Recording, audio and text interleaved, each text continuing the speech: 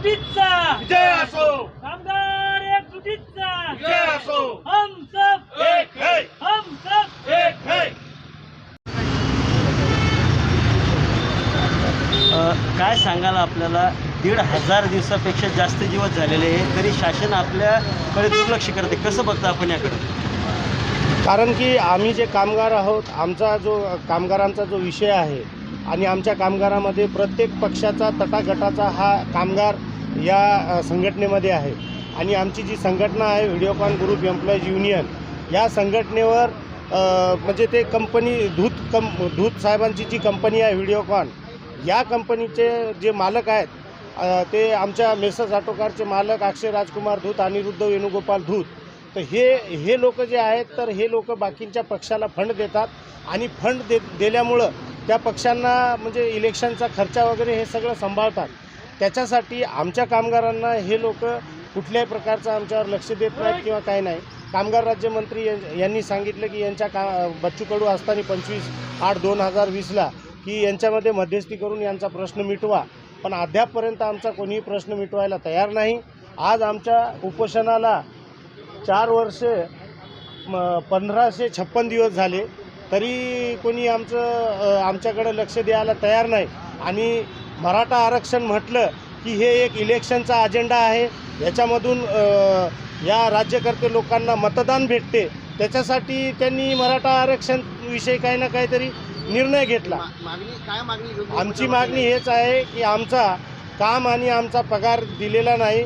माननीय औद्योगिक न्यायालयाचा आदेश असूनही, हायकोर्टाचा आदेश असूनही, सुप्रीम कोर्टाचा आदेश असूनही त्या आदेशाची अवहेलना करून या लोकांनी आजपर्यंत आम्हाला आमचा काम आणि पगार दिलेला नाही. बरेचसे कामगार आमच्यातले मरणसुद्धा पावले तरी त्यांचा कुठल्याही प्रकारचा कंपनीने 1 रुपयाचा हिसाब दिलेला नाही.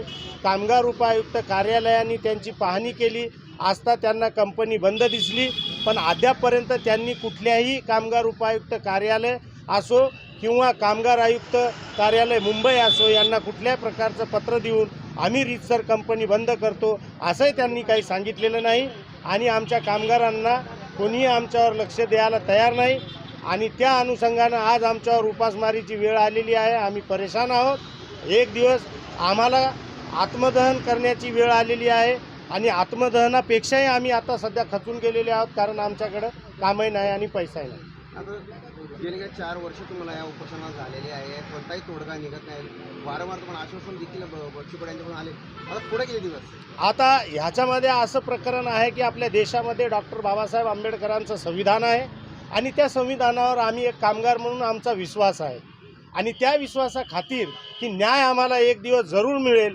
मग या ठिकाणी 4 वर्षे हो, 4.5 वर्षे हो किंवा येणारे 10 वर्षे हो, आम्हाला जोपर्यंत न्याय मिळत नाही तोपर्यंत आम्ही आमचं आंदोलन, आमचं उपोषण आम्ही माघार घेणार नाही.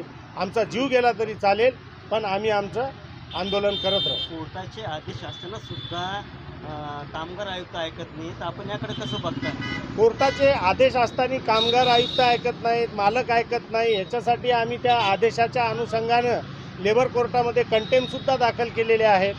क्रिमिनल कोर्टात कंटेम्प दाखल करूनही त्याच्यामध्ये नोटीस निघालेल्या आहेत. नोटीस निघाल्या, पोलीसवाले नोटीस घेऊन जातात, वापस येतात, पण कुणीही त्या धूतला, अक्षय धूत असो, अनिरुद्ध धूत असो, यांना कोण्याही पोलीस प्रशासनाची पकडून आणण्याची अद्यापपर्यंत हिंमत होत नाही आहे. आणि ते लोक उद्योगपती असल्यामुळं त्यांना कुठल्याही प्रकारचा त्रास नाही आणि माझ्यासारख्या कामगारांना 389, 307चे गुन्हे खोटे दाखल केले आणि जेलमध्ये सुद्धा आम्हाला पाठवलं आणि आजही माझ्यावर कारवाई. किती दिवसापासून? आम्ही 340 कामगार आहोत आणि आम्ही 2019 पासून या ठिकाणी आंदोलनाला बसलेले आहोत. आपलं नाव? माझं नाव आहे गजानन बंडू खंदारे, अध्यक्ष व्हिडिओकॉन ग्रुप एम्प्लॉईज युनियन. कामगार